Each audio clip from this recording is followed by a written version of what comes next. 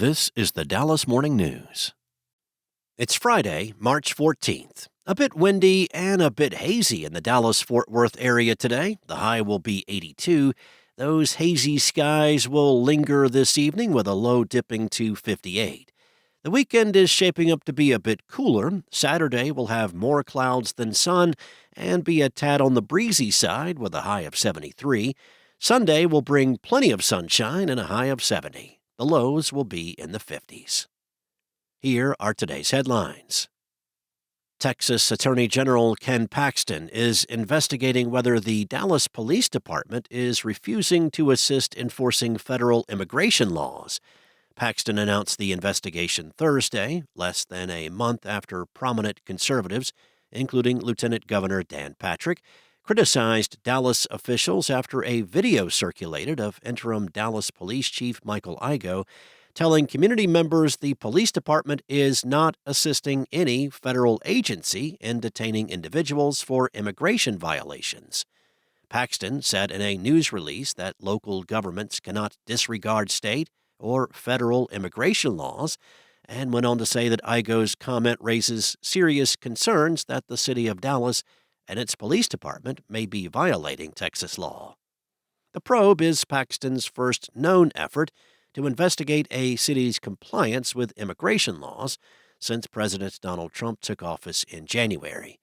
An immigration crackdown was a central pledge of Trump's re-election campaign, and federal authorities have announced boosted enforcement in North Texas, including by detaining 84 people one weekend in January.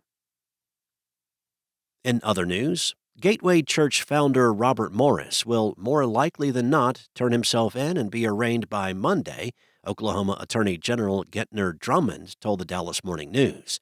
The 63-year-old Morris was indicted by a grand jury on 5 counts of lewd or indecent acts to a child. Cindy Clemishire publicly accused Morris in June of sexually abusing her for about 4 years in the 1980s, beginning when she was 12 and he was 21. Morris faces up to 20 years in prison on each felony count. Morris has not responded to letters and at least 5 phone calls from the news seeking comment.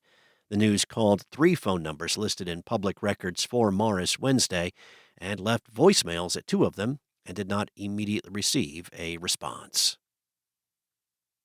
Next up, a Dallas-Fort Worth car magnate and his wife now own 3 multi-million-dollar Highland Park mansions.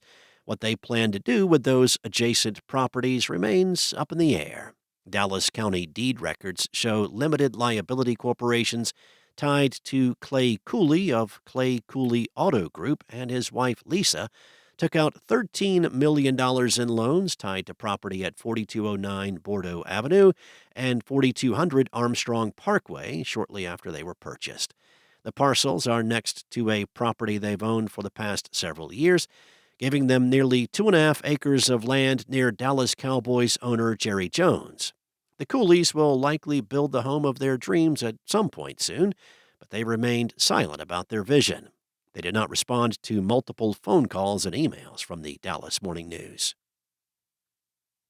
And UConn's star senior guard Paige Bueckers is one of the faces of the ongoing women's basketball boom. She is also the top-ranked prospect in April 14th's WNBA draft. First, she will attempt to lead the Huskies to their 12th national championship when the NCAA tournament begins next Wednesday. The Dallas Wings were awarded the number 1 selection through the draft lottery and are in position to draft the multi-year All-American, a tour de force of basketball culture, and one of the most high-profile women's players to enter the professional ranks. Mock drafts from ESPN and CBS Sports project the Wings to select Bueckers.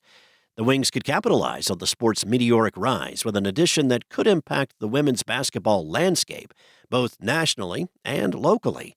Texas has a rich women's basketball history at the high school, college, and professional levels, but Dallas-Fort Worth, where the Wings have resided for 9 years, has lagged. Thanks for listening. For more on today's stories and the latest breaking news, visit dallasnews.com. Enjoy your weekend, and I'll be back on Monday with more from the Dallas Morning News.